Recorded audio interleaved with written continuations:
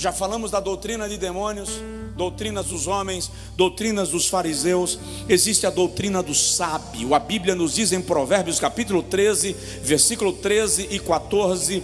O texto diz assim: o que despreza a palavra traz sobre si a destruição, mas o que teme o mandamento será galardoado. A doutrina do sábio é uma fonte de vida para nos desviar dos laços de morte.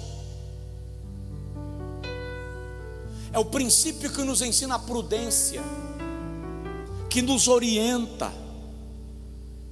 Nós precisamos, inclusive, aprender a estabelecer para nós pessoas com nível de sabedoria espiritual que nos ensinem prudência, que nos ensinem cautela, que nos despertem para andar, para viver de maneira mais cuidadosa.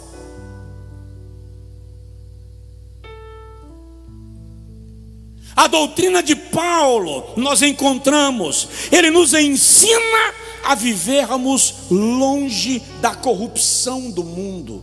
Olha que ele diz a Timóteo na segunda carta, capítulo 3, versículo 10: tu conheces a minha doutrina, a minha intenção, a minha fé, as minhas obras.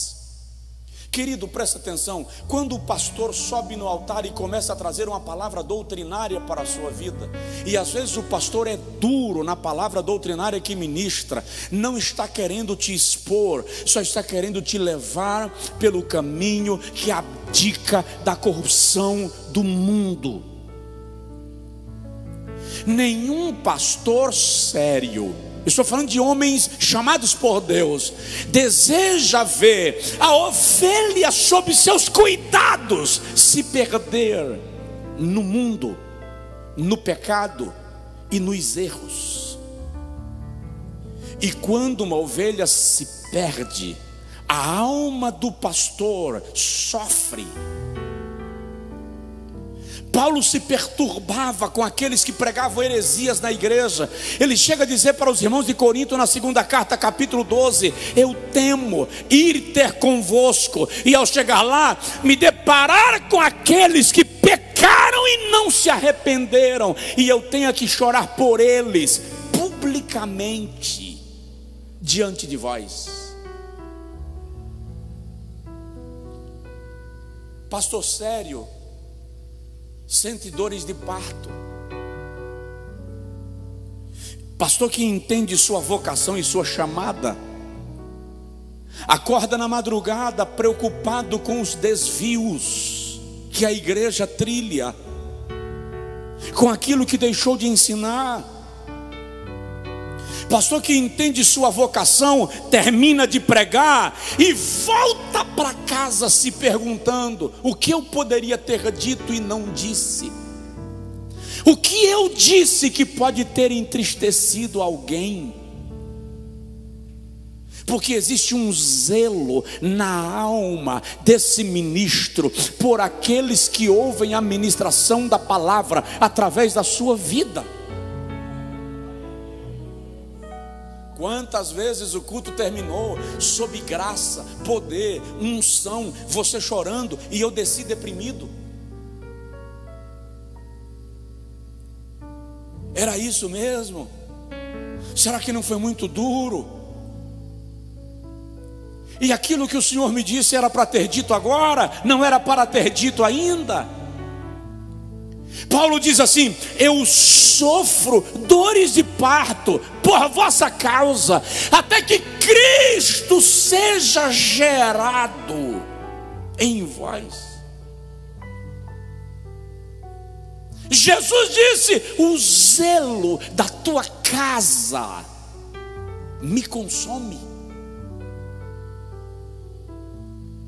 Aqueles que reconhecem a sua vocação dizem como Paulo: eu de todo o coração me gastarei e me deixarei gastar pelas vossas almas.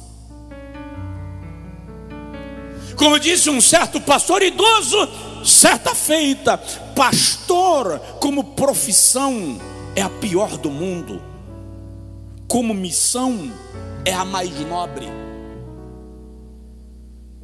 Raramente ele será entendido, e às vezes quando ele dá uma palavra dura, a pessoa sai magoada, mas na verdade a intenção era salvá-lo, era dar um choque.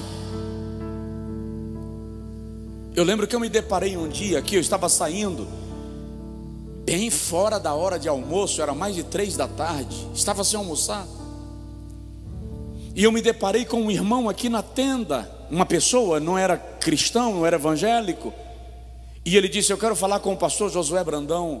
Eu já estava entrando no carro para sair, eu disse: pois não. E ele me contou uma situação que ele estava vivendo, e era uma situação triste, difícil de administrar. Mas a palavra que me veio eu dei. Eu disse para ele: volte para casa, tome um banho, almoce, toma um suco, de preferência de maracujá, e dorme. Ele saiu daqui revoltado. Ele veio querendo matar a mulher dele e saiu daqui querendo matar o pastor. Fala porque ele me disse depois. Quando ele chegou em casa, ele tomou um suco de maracujá, almoçou, deitou no sofá para ver um filme e dormiu.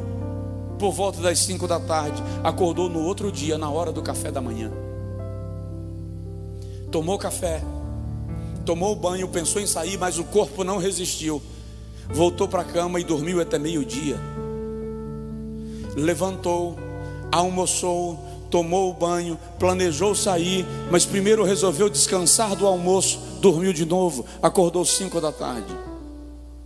Quando ele acordou 5 da tarde, ele tomou café, tomou banho, e ele disse: eu era outro homem, outra mente, outra visão, outra percepção.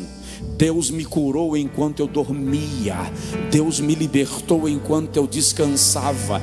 Ele voltou com a esposa, aceitou a Jesus como Salvador, o casal. Depois trouxe o filho para ser apresentado na igreja, porque às vezes a palavra que o pastor te dá no primeiro momento parece estranha, é mastruz com leite, serve para nada, e quando você toma, você percebe que não está na receita, está na obediência, pela maneira como você respondeu à palavra de orientação. Deus vai responder a você com milagre e com cura.